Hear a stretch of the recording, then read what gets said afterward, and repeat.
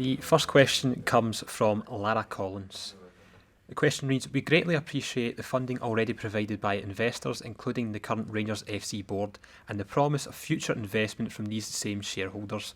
However, considering the ongoing pandemic, our two approaching important club anniversaries, plus various other projects such as the Edmondson House rebuild, does the board consider that any significant sums raised from fan donations or fan investment should be used to purchase new shares directly from the club? I think you'll have heard from the various presentations today.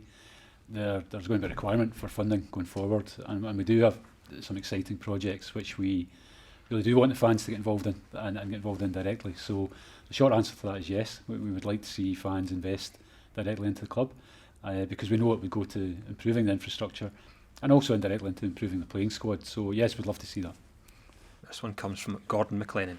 With regards to the proposed sale of Mr King's shareholding to Club 1872, while appreciating this is a private matter for Mr King, could I ask the Chairman and other members of the Board to endorse, in principle, the move to have Club 1872 as a major shareholder in the company and ask for their commitment to fully support Club 1872 in their endeavours to raise the required capital to make the wider Rangers support the single largest shareholder in RIFC? Again, you'll have heard from John in particular today about the manner in which we've supported Club 1872 over the years, and the benefits of having Club 1872 as a major shareholder in the club are there. We all know that. We had regular dialogue with Club 1872, and as John mentioned, there were the opportunities to participate through the course of 2020.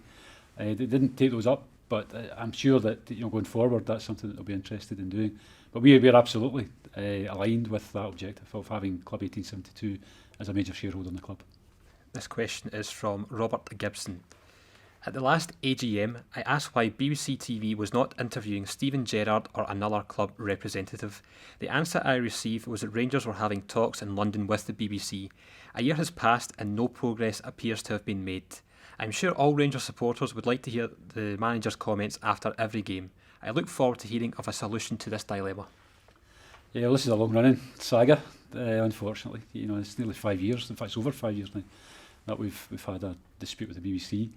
We've had issues with the manner in which BBC have reported on the club and its players and employees in the past. And we feel that we weren't getting a fair, balanced narrative from the BBC. So we took that to a senior level within BBC. It's still being discussed with them, and those discussions will continue.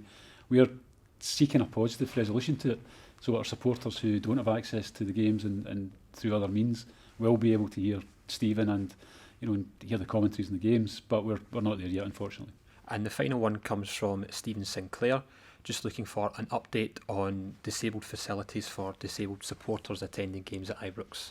Yeah, well, again, this is something that we've raised, or has been raised at previous AGMs, and is something that is certainly part of our priority to improve the facilities for disabled supporters at the game. Some of the improvements we had planned were unfortunately curtailed due to COVID.